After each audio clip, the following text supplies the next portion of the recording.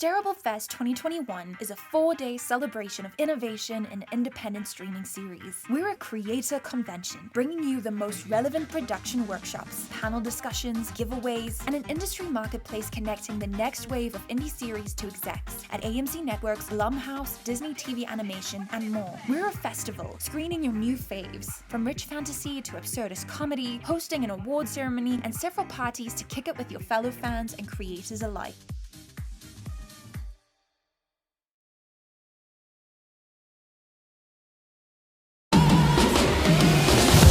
If you call me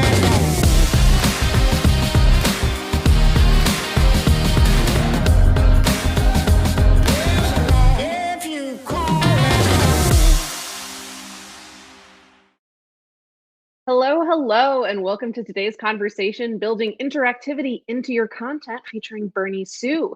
So Stareable Fest, if you didn't already know, is the premier annual indie TV and web series festival in the United States and the new home for digital creative talent in the TV industry. They honor this year's best content and provide a space for the next generation of creators to connect with industry executives, grow their network, learn new skills, and build community. Stareable Fest this year is presented by Dell Technologies with NVIDIA, making workstation and monitor solutions purpose-built for creators like you, all of you lovely audience members.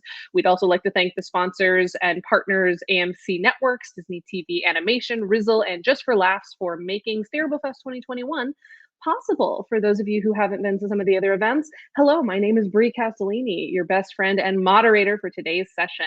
I am actually the former Stareable Community Director and the current Season Spark Film Community Manager, as well as an adjunct professor for digital media and web series, where Bernie's shows, our guest for today, and writings he's done on the topic of transmedia and interactive content are a big part of my syllabus. So it's always fun to talk to Bernie and see what new things should I be adding to my syllabus. I'm also a filmmaker myself, as well as a podcaster. I have a filmmaking podcast called Breaking Out of Breaking In that I think you all might dig. So go check that out after the session. Without further ado, let's get Bri Castellini up here. Thank you so much to Bernie for taking the time. Excited to have this conversation. Hello. Hey, Bri. Hello, Bernie. How's it going? Doing all right. Hanging in there. You know, it's almost Halloween. It is almost Halloween. I'm excited to have some spooky conversations with you today. So first of all, for those of you who may not be as familiar with you, introduce yourself. Who are you? What do you do? And what's your most recent project? Hi, I'm Bri Castellini. I am what we call an interactive showrunner. I know you have a couple showrunners already in Stareable Fest that talked about showrunning, and those are traditional TV showrunners, of my understanding. I'm definitely in the interactive web series space. I've done over 10 web series that have been funded and produced. I produced them all, created most of them, we'll say. Through those, I've won 3 Emmys, a couple Streamies, Peabody, and last year Webby. My current show is the show Artificial, which is a series for the platform Twitch. We do the show live. It is scripted. It is sci-fi. It is interactive. And it is really difficult of a show to do. But yeah, I've been digital showrunning, we'll call it that, or web series showrunning for over a decade. And I love it. I love that the space is, something I don't love is the amount of resources in the space, the dollars, we'll say, compared to television, which is shocking. Or the lack thereof. But what I do love is the canvas of being able to really try and push the technology and what you can do for storytelling. So that's why I've been kind of stuck in it and living in it for as long as I have. Well, that's actually a great place to start, because I think, as one of the few people actually still making a living in short form and web series and interactive content, your path has been a really, really interesting one to follow. So can you take us back to the very first project that you show ran, interactive or otherwise? Tell us how you came to make it, what you prioritize, given that most web series don't have a huge amount of funding, and how you use that to leverage the career that you have today. Totally. So at some point, I think a lot of people who probably watch this, or a lot of people go to Stareable Fest, have funded their own web series, and I did that too. And so I did a series way back 2009, 10 called Compulsions. It's on YouTube. You can check it out. You can look it up. It's Compulsions. look up Convulsions Bernie Sue, probably because it's probably buried in the algorithm because it's so old. But that was Sure. my web series. That's a series that I wrote, I funded, I raised the funding for it. I did not direct it, to be clear. I want to give credit to where credit's due. I did not direct it, and it's really well directed. And credit to Nathan, who directed that. And that's what kind of launched me into the awareness of, we'll call it the people, the studios or the production companies or whatever. So that was what launched me in. And then from there, that series won some awards. And it won a Streamy and some other awards back in the day. And it led me to a deal actually with Sony Crackle. Crackle is still a platform that still exists right now. It was a very different platform than it was back then. They bought a web series pitch for me, not a show pitch, a web series pitch for me. And so I started developing with them. And while I was doing that, I managed to get 2 other web series off the ground that were funded by 2 different entities. One being the pilot, the web series for the website Lookbook, which is like an Instagram precursor. Okay, very old show, and a series which really launched my career, which was Lizzie Bennet Diaries, which is I'm sure how Bri knows me, which was catapulted by Hank Green, brother of John Green, on YouTube. It was funded eventually by the company Kin Community, which is a MCN on YouTube, which still exists, still there. You can look them up. Multi-channel network for those of you not in the know. Yep. Multi-channel network, and they also produce their own shows too, as they do now, and as they did then and as they do now. And then that series ran on YouTube for a year, and that launched the kind of the brand, the company Pemberley Digital, which is a company that I founded with Hank after we kind of made adapting books as web series the thing. And so we did 3 other web series internally with that we did, one being Emma Approved, which also won an Emmy, Welcome to Sanditon, and then Frankenstein MD, which we did with PBS Digital Studios, which was, from my understanding, the only scripted web series in the history of PBS Digital Studios. So I'm sorry for the one who killed it. No, that's tapes on us, and we never did it again. But they do plenty of unscripted web series. So if you have an unscripted web series, I encourage you to talk to PBS Digital.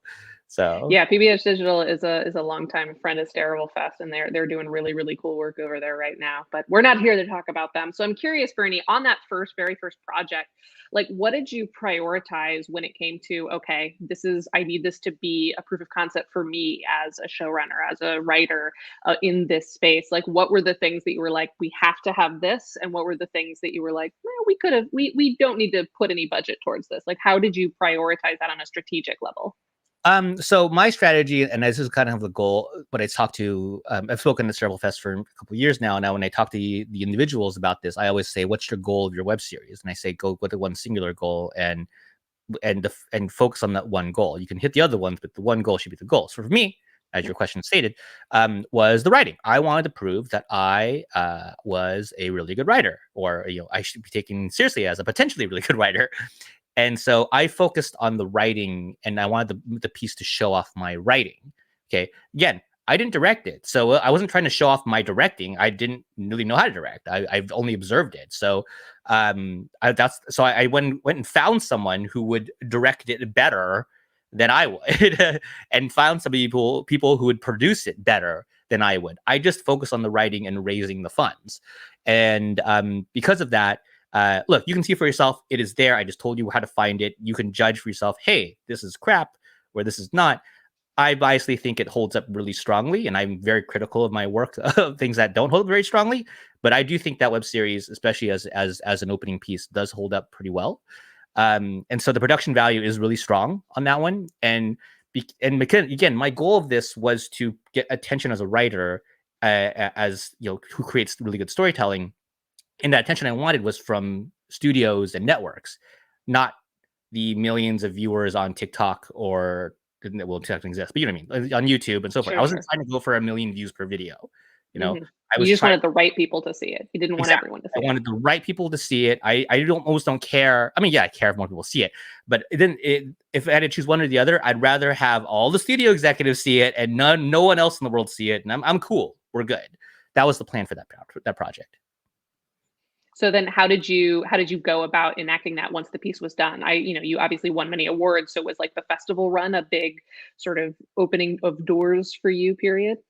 So yeah, I mean, it was never really submitted through festivals. It was always just kind of put out there and then drawn attention to within the industry. So the Streamy win was huge. And it's, streamings are very different now, so I don't recommend using that strategy. It's just very difficult to win a streaming now if you're not a YouTuber or a big influencer. And then but you just like the recognition helps. So you can equate my streamy win with, if you were to win Stareable Fest, right, or if you were to win any festival, okay, it's like that's a calling card thing where look, it's from the perspective of the executives and the studios and so forth. They're all looking for stuff. They want to see stuff, but there's also a ton of stuff out there. So for them, it's kind of like, what's the qualifier that says, oh, this should be at the top of my list?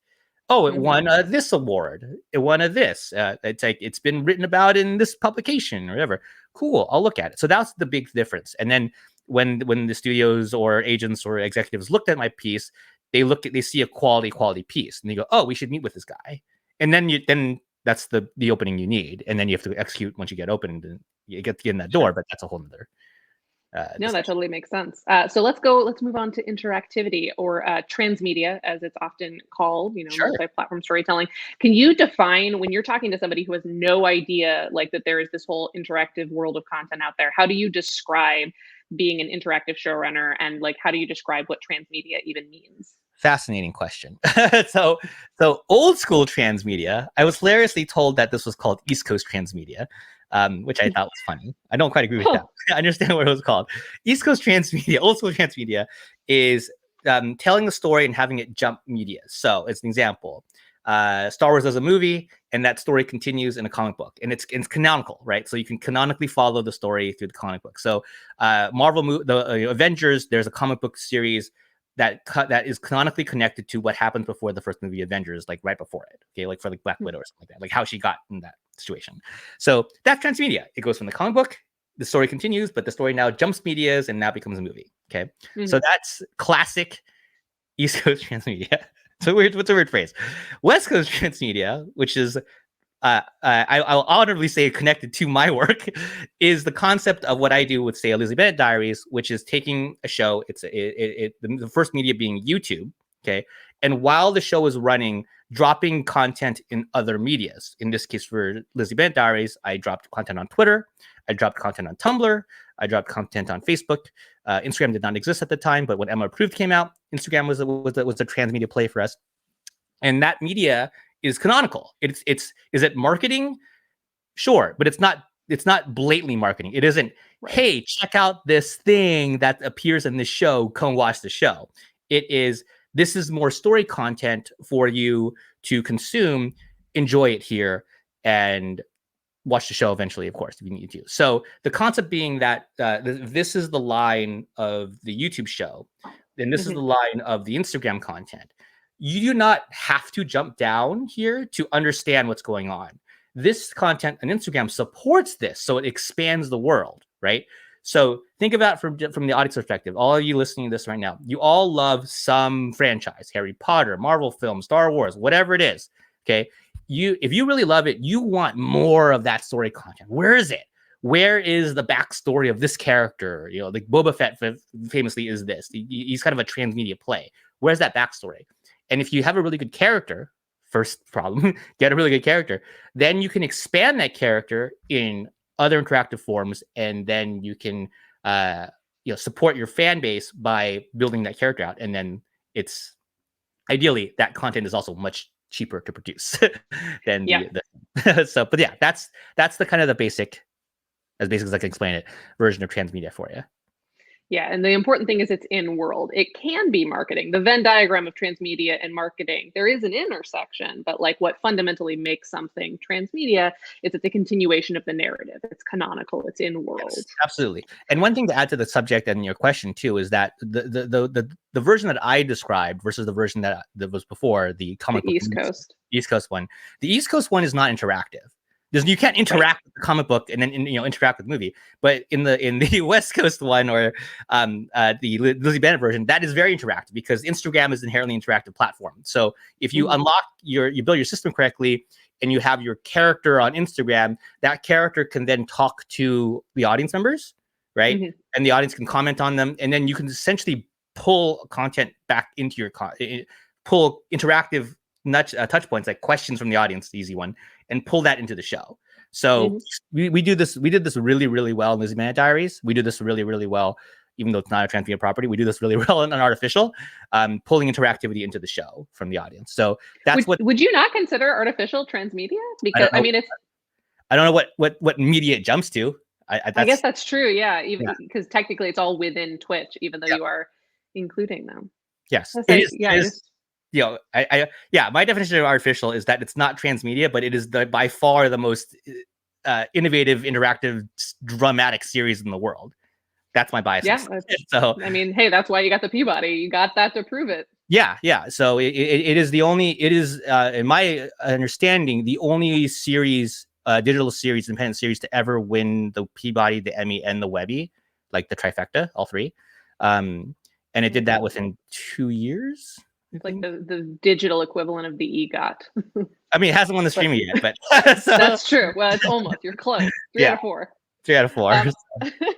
So I think it's fair to say, especially even as you are moving through your career, that sort of interactive transmedia content is very different from when like the Lizzie Bennet Diaries premiered, for instance. But what I've also noticed is that there is a lot more like traditional television dipping their toe into that space, into the West Coast. Like there's several Ted Lasso characters that have their own Twitter accounts and that get linked to by like Variety. Like there was somebody tagged the Keeley character a couple of weeks ago about a photo shoot and stuff like that. So I'm curious from your perspective, like having kind of straddled mainstream and interactive media, like what are the trends that you're seeing right now? Do you think that West Coast transmedia is going to be more popular in multimedia? Do you think that it's a fad? What's your take? West Coast West Coast interactive transmedia. We'll call it interactive transmedia because it's just a weird experience. Right? Absolutely. Okay, so I don't think the version you described, Ted Lasso characters tweeting, okay, and their characters are tweeting in world or as characters, okay. The first question I would have, and this is not whether it's good or not, the first question of that's not impressive. To me, that's like, okay, cool, you can just do that. The more impressive thing is if they actually pulled stuff from Twitter into the show. It's like, oh, Bri Castellini tweeted about my shirt, and it's like she really likes it. See, my shirt's not stupid, right? Like that. Even something as kind of innocuous as that would be impressive, okay, to me, because then now the show is acknowledging the fan base here, okay? Not just the transmedia accounts acknowledging it and interacting, but actually pulling that back to the primary media into the show. Yeah, that would be the impressive thing. So now the question you said is this the trend of mainstream? I don't think, like, to me, the strategy of Ted Lasso doing Ted Lasso content on Twitter is purely for the idea of marketing to me. Like the reason they okayed it, like, I mean, ideally it's doing really well and it's really fun and it's cool for the fans and so forth, and it's going to fan base. But to me, it's like ancillary marketing to me. And that's cool. There's nothing wrong with that. There's nothing wrong with that, right? I think in order for it to really be the norm, you have to connect it to like revenue streams and like franchise building. So one company does this really well in the kind of traditional sense, which is Disney. You can go do this and then go to the theme park and spend a crap ton of money and do the thing there, right? So that part exists. It's not as connected, like canonically connected, right? Like you can't go to Avengers Campus and affect the next Avengers movie, right? You can't do that yet, but you can at least experience it, which is kind of a cool thing. So there's that connective tissue there. And that's why I always thought, like, look, like I've been doing characters tweeting for 10 years. It's like, I don't jump into that. Like the artificial characters, baby's first transmedia. Yeah, exactly. I don't say that that's the best use of everyone's time in storytelling. I think it's a very select strategy that you can or cannot deploy. And we just didn't do that with artificial. And I know we shouldn't have done it. We should never have done it with artificial. It just doesn't fit for the show. So that kind of is the strategy. That's kind of one thing. And so for the mainstream media, the mechanism is not, hey, here's a free social media platform that we won't control. That doesn't give us money. They need to have a system where revenue comes in, because that's how you're gonna get people to say yes. Hey, why should we spend all these resources and have all our characters on this other interactive element? And if the answer is anything but we'll make more money, it's not going to happen. Like, Sure. so the mechanism for mainstream media and transmedia will always start and end with capitalism, not narrative excitement in your mind. Well, I think that pushes in the mainstream. That's what will push it in the That's mainstream. fair. And That's I do totally see some ways of that happening in the very near future, I think. It's a TBD, but because it has to actually Yeah, I happen. mean, they've definitely been playing it with it for a while. I remember Westworld, I think in between seasons 1 and 2, put up a website where you could like fake book a trip to Westworld, and it like glitched out because, you know, the robots were escaping and everything like that. But again, very much a marketing thing. Like eventually you would get like a link to HBO Go or whatever it was. Yeah. And Which is fine. Right? Which is fine. Like that whole experience probably cost, let's say it's cost $100,000, which is probably pretty reasonable. Really high end website, HBO money, okay, $100,000. Did that experience lead to any more people signing up for HBO Go, HBO Max? Did it lead to one whatever more it was at the person? time. Yeah, or did it lead to one more person? You know, maybe it led to people keeping HBO maybe a little bit and not canceling it, but it didn't lead to more people discovering it. It didn't like do that. So because of that, it's cool as you know, anything, right? It's one of the coolest things. But it's harder for it to be the mainstream and the regular, like the go-to, right? We're always going to do this because they can't go like, hey, if we build this $100,000, $1 million website experience for our super fans of Westworld, we're gonna make $2 million on the backside because they're gonna sign up for more things. No, if there was a revenue stream coming from the website, it's something as simple as merch, even, and they could connect that to revenue, then I would go, okay, then I could see that, but they don't do that. I feel like there's ways that they could do it more creatively, but I'm not here to talk about mainstream creators. I'm here to talk about independent creators. So let's bring it back, because obviously, like, we can both agree they do cool stuff in mainstream, and it's cool that they are legitimizing in some ways the format. But for you, Bernie, speaking to another independent creator, group of independent creators, for you, what do you think the biggest opportunity is in 2021 to, you know, incorporate interactivity into independent content? What's your pitch to other filmmakers for why they should be considering this potentially? Well, so look, it's about goals, right? So if your goal is to be discovered by industry executives and sell a screenplay or sell a pilot, yeah, I don't know if you need this. So just saying that, right? But if you're building something that you want to own and operate and control, and it's your franchise, and it's going to draw an audience and grow an audience for you as a performer, as a star, as a comedian, as whatever. I think social media is definitely the way to do it. And I know that's a very generic thing, so I'm going to give you something specific. I think TikTok is the way to do it. And I will say keep an eye out on the Instagram Reels, YouTube Shorts kind of mechanisms. I just don't have enough data to give you hey, this is real and this is going to stick around, or YouTube and Facebook tried to copy TikTok and they failed miserably. I don't know. All right. But TikTok to me is very, very real. It's not part of any of the conglomerates. So whether there's a big breakup coming or not, they're not going to be affected by that. There's a huge community of people who just are on TikTok who aren't anywhere else. Right. So you're getting a whole different audience there. And it has all the touch points. It has speed. It has a lot of commenting. It has ways for you to draw dollars in from your audience. It can grow really fast if you do it really well. You can make content really quickly, and you can build community really fast there. So if I'm trying to build interactive content, like you said, okay, let's say Artificial ended tomorrow, okay, and Twitch says, Bernie, we're never going to work with you again, right? Like, okay, I guess we're done with that. So where am I looking as an independent? I'm looking at TikTok. All right, that's where I'm looking. That's for one. And then other areas I'm looking at too. You still need to build the audience before you deploy one of these. I'm looking at Fan App. Right now, Fan App, if you don't know, is basically OnlyFans without the sexual stuff. But basically the same mechanism. Okay, same mechanism. Or else I'd be looking at OnlyFans, but I'm not. I'm looking at Fan App. And so why I'm saying that is that you want to build the audience for you really quickly, and the best place to do that right now is TikTok currently. Again, don't have the data on Instagram Reels and don't have the data on YouTube, but I do know regular YouTube and regular Instagram really hard to build audience very fast right now. No, I know that for sure. It's not as interlinked as TikTok. Exactly, right?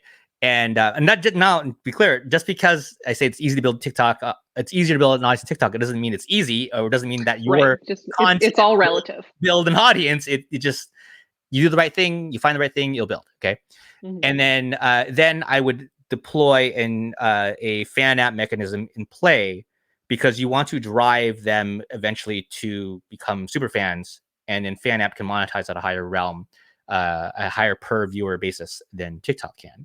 But you got to do the TikTok first. You got to get that TikTok to whatever million followers, which is actually not very big on TikTok. It sounds big, but it's not. It's not. And then you're off to the races. So that's what I would do.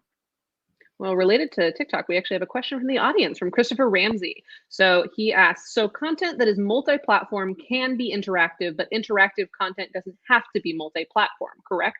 What is the definition of interactive? Is TikTok by design interactive, in your opinion? TikTok. So the definition of interactive is what we just did is interactive, right? We actually just got an audience number and we got what we just did. Okay. So now Christopher's part of the stream with us. Yeah, he's part of the experience. So as I said with the Transmedia example of the precursor of the prologue of the Avengers movie of Black Widow leading to what happens to Black Widow. So that's the same canonical story, but none of that's interactive. You can't interact with the comic book. You can only just consume it, and you can't interact with the movie because the movie's a movie. Okay. But in a TikTok series, hypothetically, let's say take your series. I don't know what your series is, but let's say whatever you're doing, on your show, you put on TikTok. TikTok has comments. TikTok has likes. So you have automatically two areas where the audience can technologically push in to your content. It's up to you to pull that content, pull that interactive element into your show.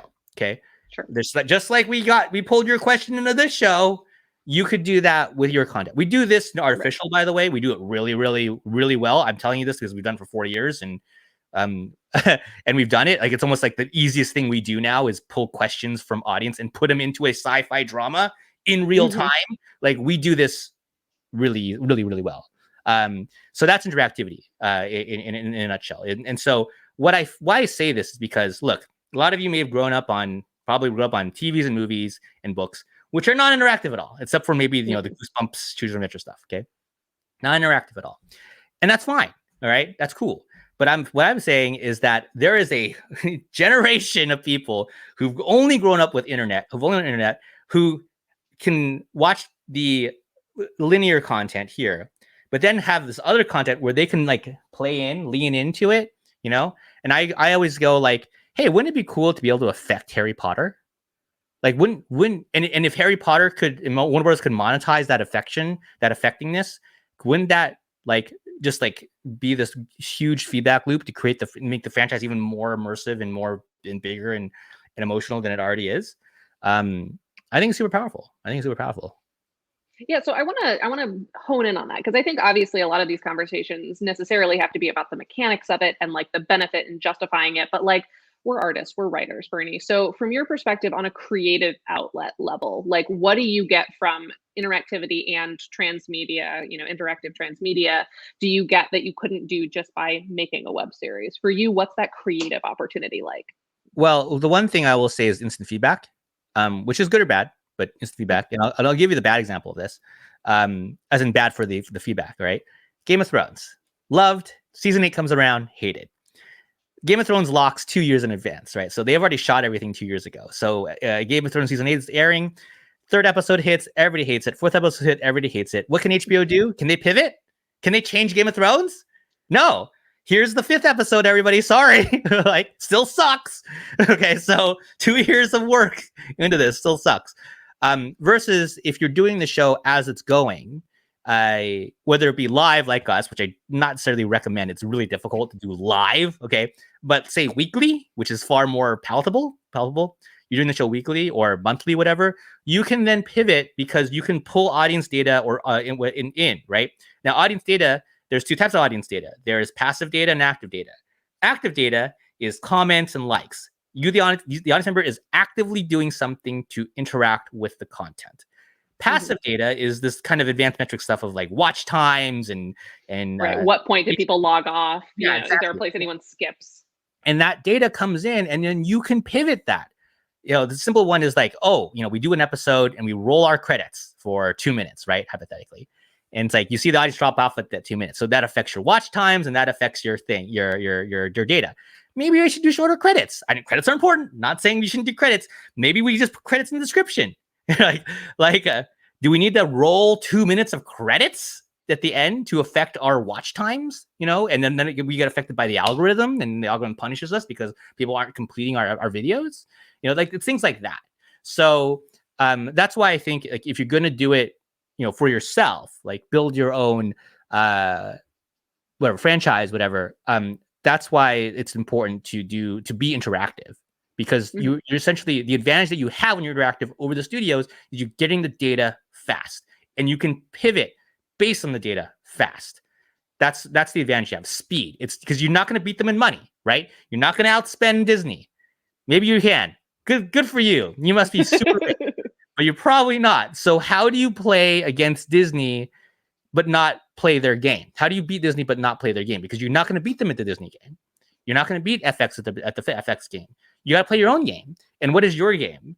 And so for me, my game is interactivity and speed, which we do. Okay. And that's been one of the hallmarks of my shows and my work is that. Yeah. It sounds like it's almost like you're playing a video game where you're learning and adapting as new information comes in. So then, but like that's like very logistical, and that all makes total sense. What about creatively though? What are story opportunities that you get through interactive content that you wouldn't otherwise? What makes your little like artist heart get excited about any of these definitions that we've talked about? I mean, for Artificial, just so you kind of come back to that show is presented live, and the audience can change the show democratically in real time. So they can vote for things to happen, and they can vote for things to not happen. So, and that makes me that to me, it makes me excited. All right. So it's like, for example, we actually presented a prisoner's dilemma situation in our last episode, like literally on Friday. We did on our Friday episode. So the two factions, the two groups of fans, had an opportunity for prisoner's dilemma, which means that if they both cooperated, they both get one prize. But if one betrays and the other cooperates, the winner of the betrayal gets both prizes, right? And loses everything. So, and if they both betray, they both lose everything, right? So, one group cooperated and the other betrayed, and so it was hilarious. And like I was like, not my fault. You guys did this. I gave you the way out of making everybody happy, and you guys chose violence.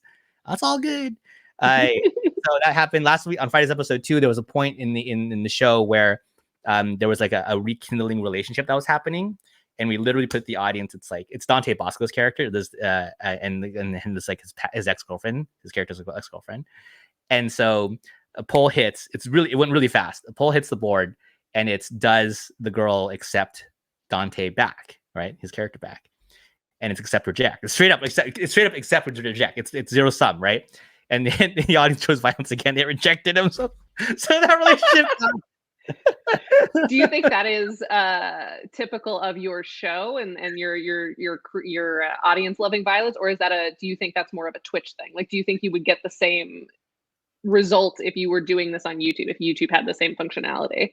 It depends on the show. I think for every show now, I mean, you can say platform generalization with Twitch and YouTube. I don't think that's it for us. I think our audience is generally more nice. Our audience is pretty nice. So I actually was pretty surprised they chose reject. I really thought, and they only lost by 1%, but it was a 51. Okay, so it was close. Yeah, it was not a 99-1 or whatever, like a 90-10. It was a 51-49. So that's like 10 people, I think, that swings it. So or the viewer base. So, or the voting base. Sorry, the voting base, not the viewer base. So I think you find that kind of whimsical fun, and I think I look at it as the best thing. The closest thing I can compare it to is like you're running a D&D game, and you feel like when you're running a D&D game or RPG game, you feel like you're the storyteller as a dungeon master telling the story, but the players, they're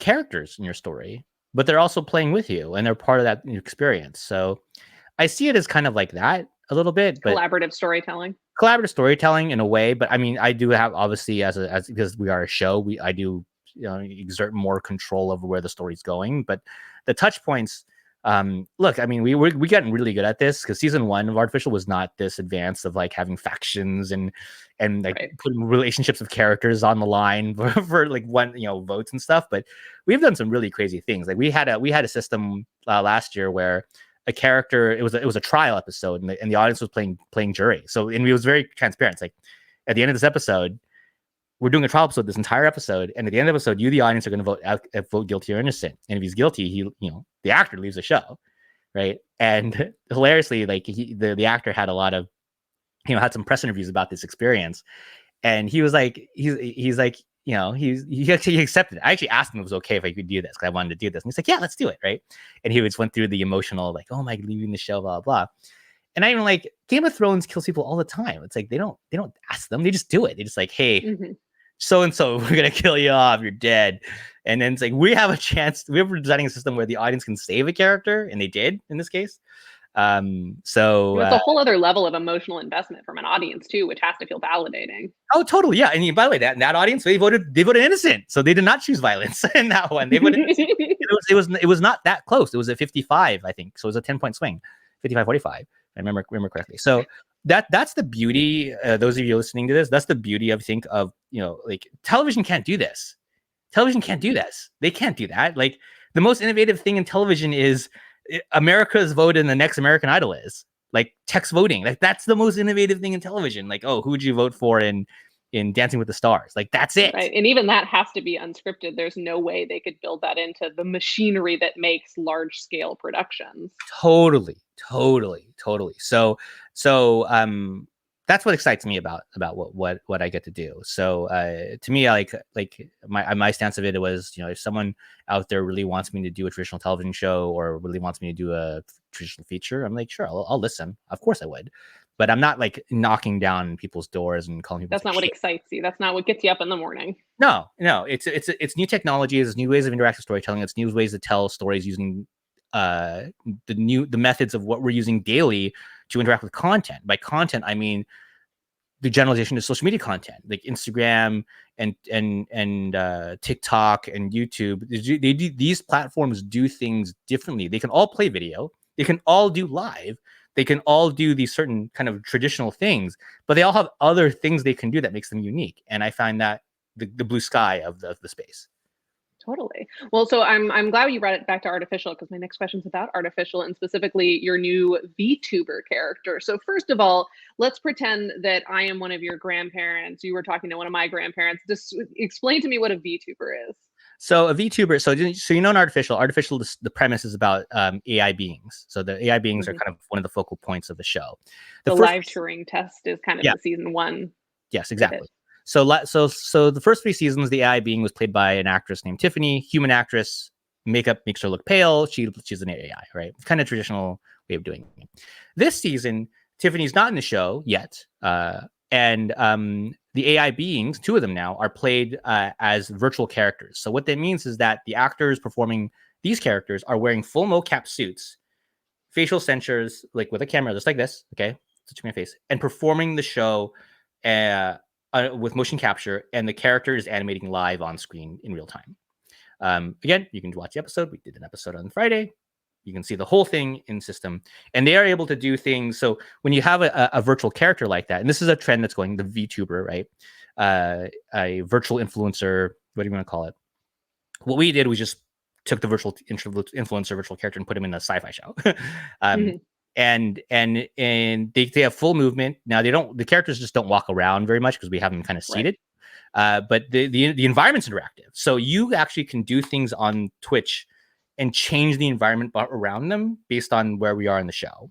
And that element does not exist in our original version. Now you could totally do this. Like you could say, a bunch of people could raise their hand right now and say, hey, change hats. And like, oh, just go change hats, right? Like you can do this as a person, but we can do this on the fly where it's, not a big deal. If like, let's say there was a painting right here behind me and there was a digital painting and that painting could flip based on the audience doing something in the chat. So it's not like affecting the story in a very kind of like visceral sense, but it's kind of like a fun thing that they can do. Hey, that's neat, right? If I could like do something and change the picture, one of your pumpkins behind you and change it into like a, a skeleton, that'd be kind of cool. Right. So little things we can do like that. So I encourage you to check it out. Again, the episode we just aired on Friday, in my opinion, a really strong episode. And it has all. I mean, we show everything off. Like everything is like full bells and whistles. Faction system, polling system, changing the things in real time. We have a system in place in Artificial now where so this is super advanced. All right, so I'm gonna go next level here. So this is advanced. Yeah, do it. Twitch has a thing where the more you watch the show, you accrue this currency per channel. So every individual channel has their own currency called channel points. So I, as a streamer, would have the Bernie Sue channel points. Artificial has artificial channel points. Okay. So the more you watch, the more channel points you get. Our system, in order to change the picture in behind you, Bri, would only be done because of channel points. So I have to redeem 25, 50 channel points to change your photo. Okay. Mm-hmm. And so that now means you have to invest in watching my channel enough. Exactly. So now you've rewarded viewership with interactivity power, right? And we've amplified this to the point where in our poll systems, you can buy more votes. But how do you buy votes? You can't do it with money. So you can do it with loyalty channel points. So now audience, our super loyal fans, which is why, again, I'm surprised they chose violence all the time in this one. our loving, adoring fans have the most power because they have the most channel points. There's no other system. There's not like some whale can come in and just drop like $20,000 and buy 20,000 bits of Twitch bits. Much harder to troll. Yeah, it's much harder to troll it, right? So that system is what we have in play right now. And I mean, I freaking love it. I think it's so sick. And so now we do things like we actually run rerun streams and we specifically say, if you want to mine channel points, here it is. Just watch the show or play it in the background for like 4 hours and you'll have, 3,000 channel points at the end of that. And now you can deploy it in the next show and change the show. So fun little very mutually beneficial relationship. I love it. The audience loves it. Twitch loves it. Hey, everybody wins. That scenario. Very, very cool. So, but back to the VTubers really quickly. So obviously, like you mentioned, season 1 and 2 was primarily with a human actress playing the AI. For you, what was the opportunity with VTubers that you were excited to explore? How did that allow you to do new things beyond just you can animate their background a little bit easier? I mean, I think what it does is it makes the show feel very, very visually different. So it's like, having actors on screen. We've all seen actors on screen. A lot of people in this festival has shows with actors on screen. I'm not saying it's good. I'm not saying it's bad. I'm just saying it's the thing, right? And so just the opportunity, one, to present something different. And the show is a show about AIs too. So having an AI VTuber kind of makes sense in a thing. And natural progression and natural progression, right? And so then you and then Twitch is a very VTuber friendly community. There's a lot of VTubers who are live streaming on Twitch as that. Now, a little bit of a challenge we had is that most VTubers on YouTube or Twitch, whatever, they present themselves as real, or they're like anime characters, right? There's like, but they're human, okay? And so for our digital artists, I specifically was very adamant about. It's like our VTubers cannot. There has to be things about them that make sure it communicates that they're AIs. Okay. Mm-hmm. So versus it's like the human playing an AI, you kind of like, oh, this is uncanny valley weirdness. Yeah, it's like an avatar sort of a thing versus and so for us, a truly new being. Yeah, our VTubers have like transparent chest plates so you can see inside their cores and like things like that. So just to kind of like a little bit of a nuance to show that, they have like wires on their, like a wire on their face or something like that, just kind of like cosmetically there. So little elements like that make it a little more enhanced, I'll say. Yes. Yeah, that's fair. So, Bernie, when you're developing a new project, what comes first, the story or the interactive element? That is a really interesting question. So, I imagine it's changed over time. I mean, sometimes it's just kind of both, right? So, like Artificial, I think was a story that was not the original genesis of the idea of an AI story. That was from Evan Mandry, my co-creator, and so he's a traditional writer. He's like he's an author. He presented the story to me, and I presented the thought of, hey, I feel like this should be a live interactive show, like it could be, an AI live interactive, and then that became the pitch to Twitch, and then which they supported, and here we are. So there's that, and there are times where I have pitched I want to tell a story about this, and then I'm gonna do this, and then go for it. So, for me personally, I think one of the things that allows me to that is one of the many things, but a key element of why I've had a pretty active web series career is that I'm able to kind of freely go between genres and styles. I'm not saying I'm perfect at it. I'm just saying like I'm flexible at it. So I'll give you an example of this, right? So Compulsions, if you watch that, that is a hard drama. That is like a Dexter HBO level drama storytelling. Okay, it's dark, right? It is really dark. And then I go to Lizzie Bennet Diaries, which is like a light comedy, broad comedy. And I remember when Lizzie Bennet Diaries fans were like, "Wait a second, this cannot be the same writer." And I was like, it's just writing to me, man. Like I just did it. Okay. So then I went from Lizzie Bennet Diaries to Emma Approved, which was even though like that's a straight rom-com. Okay, in my opinion. Like it is like I designed it as a rom-com. It is a rom-com. And then I went from that to my fashion shows. So I did Style Hall's Vanity, and that's a teen revenge drama. Like that is a CW teen revenge drama style show.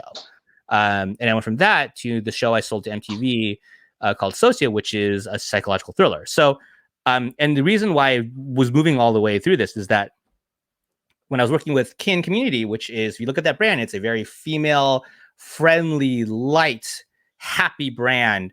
So Elizabeth Diaries is a happy show. Emma Proof is a happy show. It totally fits their brand. Okay.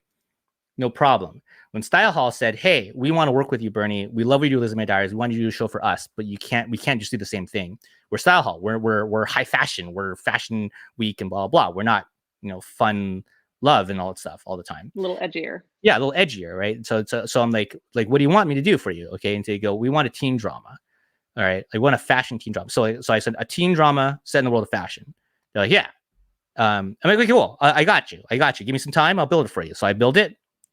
They greenlit it. They got Maybelline aboard. Credit to them. That was not me. They got Maybelline aboard. And then it went on, and it was nominated for a Daytime Emmy. And so to me, it's I'm very proud of that show. It's not as as a big of a hit as say an Artificial or Lizzie Bennet Diaries, but I'm very proud of that show. No problem. And then with Socio, the production company said, "Hey, Bernie, we want to work with you. We want a transmedia interactive psychological thriller." And I went, "Sure, I'll design that, no problem." And so that's what spurred it. It's like these groups came in and basically give you a prompt and you work with it. And I just went with it. And it's like, let's go. So Twitch Artificial is similar, but not a little different, where it came from like a different spread on that one. Yeah, it's always been like, "Hey, what are you looking for?" kind of thing. It's kind of like pitching, right? It's like, "Hey, this production company is looking for whatever diversity dramas," okay, as an example. And so if you pivot something into that, and then you go right. So I'm not saying I do all genres well. I certainly do not, but I mean, I don't know if people know this about me, but I can speak to fashion pretty strongly. I can speak to technology very strongly. It actually the one of the hardest learning curves was actually Jane Austen. So actually, I was not a Jane Austen expert going into the Jane Austen projects, and had to learn really, really fast because Hank Green is closer to a Jane Austen expert, and he's much better at it than me. And so I had to catch up to him really fast. So I had to immerse myself. And so that's the job, right? It's like, "Hey, we kind of want to hire you to be this type of writer for this show." And if your answer is, "Well, I'm not really an expert at that," you're not going to get the job. And if that's okay, that's okay. But if you want the job, you say yes, and then you become the expert at that. And the internet's a powerful thing, and there's lots of research out there in the libraries. Libraries are free. So there are plenty of ways to do that. So if you met me in 2010, Bri, I knew very little about Jane Austen. And now it's almost like your skill as an interactive, versatile storyteller has made you a more flexible career person as well, which is sort of a fun full circle element to your career. Yeah, totally. Being able to pivot in real time for Artificial allows you to pivot for all these different projects. I will say, look, like those of you who want to know like how I get very versatile, it's like I consume a lot of content and a variety of content. So I'll give you so those of you go, "Oh, I want to learn about cop shows. So I'm going to watch all 20 seasons of Law and Order and all 30 seasons of this and all 30 things." You don't need to watch all 20 seasons. If you want to learn about cop shows. You watch 2 CSIs, you got it. You got it, right? Like you can watch a few things. Yeah, sure. If you enjoy cop shows, please enjoy cop shows and watch them. Like and I'll tell you, it's like I feel very confident writing in the procedural area because I do consume a lot of like procedural shows. I don't watch them now. I'm just too busy, but I'm very confident in my ability to hit that area. No problem. Okay. So, am I really confident in hitting an area, say like a family drama? Not as confident. I don't watch a lot of family drama. Okay. If I was given the opportunity, would I get really confident about it? Yeah, I would just like super immerse myself into that. So that's something that some of my writing team has actually said about me. It's like, wait, how does he know all this about all this stuff? It's like, this is consumption. It's consumption over years and years of like, you just don't watch, you sample content. You need to watch every episode of Walking Dead to understand what Walking Dead is. I don't think so. Like, I feel I really understand what Walking Dead is. I have not seen any of the spinoffs and everything. I feel like if they said, hey, do a Walking Dead spinoff, I would be caught up in a month and I would just crush it. Like that's just the way we like you're able to pivot and learn fast. So yeah, that's awesome. So unless there are any other audience questions, I have a final sort of open-ended question for you, Bernie, to allow you to be creative in this moment. Because like we joked earlier that like making in-character social media accounts is kind of baby's first transmedia. Not to say that they don't do really cool things. I personally love that when I can be immersed socially in the world. But I'm curious on your end, like what are some really like out of left field ideas for interactive storytelling and transmedia storytelling that either you have seen other people do that excited you, that you have been like tooling around with and are comfortable sharing with us? Like go totally wild, pie in the sky. What are some really cool things that you've seen done or want to see done sometime?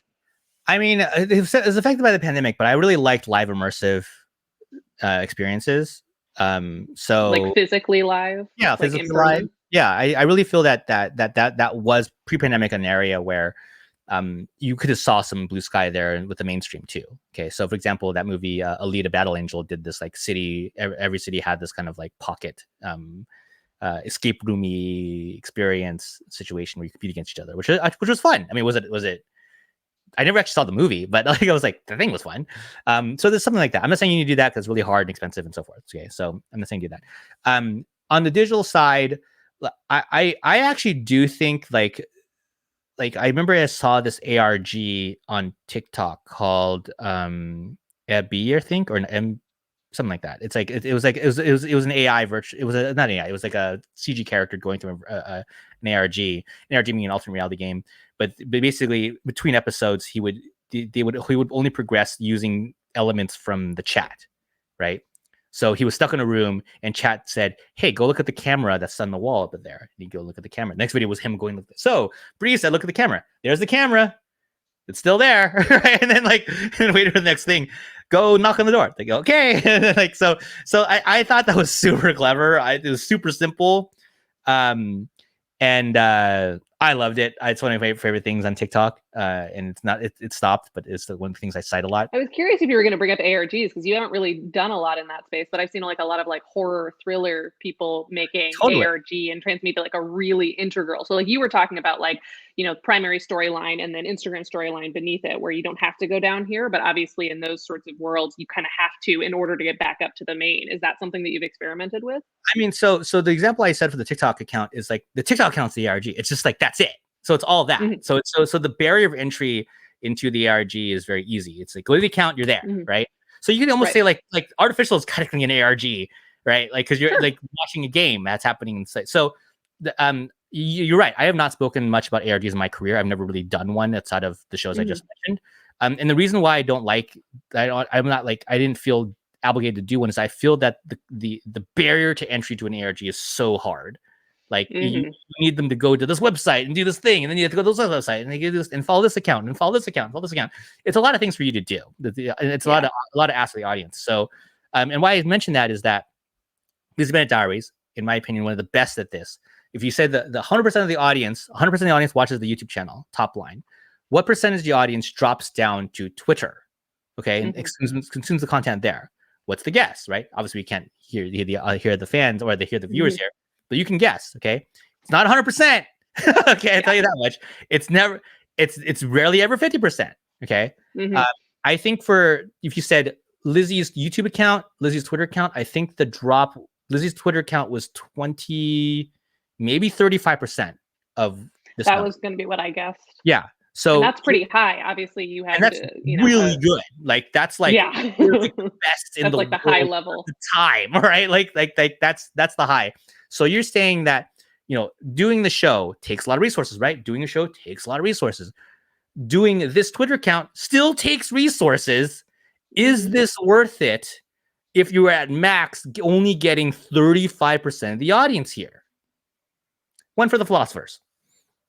So Yeah, no, that's totally fair. Yeah, ARG, especially like horror ARG, is like it's one of those things. A student of mine once presented on a project that like also had real world elements. So like they get coordinates that people could go to then get a link to go back on their computer, and it was like they were taking them all over the place. And for the handful of people that were into it, that seems very cool. But that's a pretty exclusive bunch, and so it goes back to goals. What's the goal with this? Is it to be creatively inspired? In which case, I'm sure that's very creative and fun to do. But where is it taking you? To what end is sort of a question you got to ask yourself.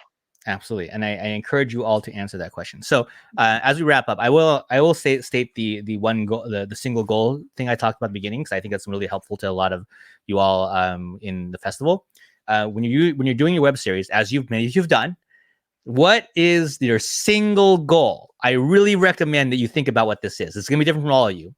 If the goal is sell it to a network like an AMC around here, right? Great, that's the goal. It almost is irrelevant that the thing gets 1 million views. Okay. Because if it sells a network, you're good. Trying to get a thing to 1 million views is a lot of effort. That's a lot of energy. Don't worry about that then.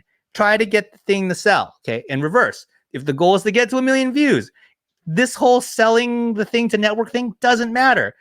Get the thing to 1 million views. If you already had 1 million views, get it to 2 million views. Get it to 10 million views, right? Like that's the thing. These goals are not inclusive. These are actually exclusive goals because that pulls your resources from one to the other. So I highly recommend those of you at the festival with your indie web series trying to build whatever you guys want to build. You focus on the one goal. If I want to be a better writer, I want to showcase I'm a really good writer. This thing is going to showcase I'm a really good writer. It's going to win awards. It's going to people are going to know about it because it's a really good written piece and it's going to get me in the room and I'm going to pitch my other show to some network and they're going to buy and I'm going to become a TV writer. Great. Fantastic. 1 million views doesn't matter in that scenario. Yeah, you got to be very specific and you have to understand that you do need to sacrifice things in order to strategically go after that goal. It's not to say those other goals won't come. It's not to say those other goals won't be easier to attain once you've reached your first one. But there's got to be a single laser focus. Otherwise, even just in energy, you're going to spread yourself too thin. Totally. Lizzie Man Diaries never had a TV deal. Just saying. It has an Emmy. And yet. No TV deal. And never was aggressive about it. Didn't care. Emma Reprove was Emma Reprove was actually offered from a studio to become a studio show. And I was like, I pulled it because I didn't like the deal. And I wanted to just do it independently. And that won an Emmy. So that worked out. So what you're saying is follow your dreams, but be specific about what those are. Be strategic. Yeah. Be strategic. Think about it. There's a you follow your dreams, but there's a strategy you need to deploy here. Think about your strategy. 100%. What is it? Yeah, I think that's a great place to end on, is be creative but strategic. So thank you so much again to Bernie Sue for being here, talking us through your career and the opportunities within the interactive world. It was really lovely talking to you. It was an honor. As always, I'm always glad to be back here. Those of you I see in the chat, Christopher Ramsey, Hannah and Rachel Mangan, I think. Thank you for the comments. And I'm also available on any social media account as Bernie Sue pretty much. So if you have any questions, happy to ask and happy to answer. Just the disclaimer, do not pitch me anything, please. Also, I'm a terrible person to pitch to. Like, what am I going to do with it? It's like, if you have any advice on, navigating the systems and so forth, or any questions about that, I'm happy to answer questions. More specific, the better. Well, awesome. Well, thanks so much for that, Bernie. And thanks to all of you for joining us, participating with your questions, and just being a part of this incredible community of creators that we're so lucky to be a part of. Stareable Fest, as a reminder, is presented by Dell Technologies with NVIDIA, making workstation and monitor solutions purpose-built for creators like you. We will see you next time at the final event for Stareable Fest 2021, which is tonight from 6 to 7 p.m. Eastern Time. And it is the annual award ceremony. So go for yourselves, go to support your peers. You don't want to miss out. It's going to be a great time. Thanks again for joining us and have an awesome rest of your day, everyone.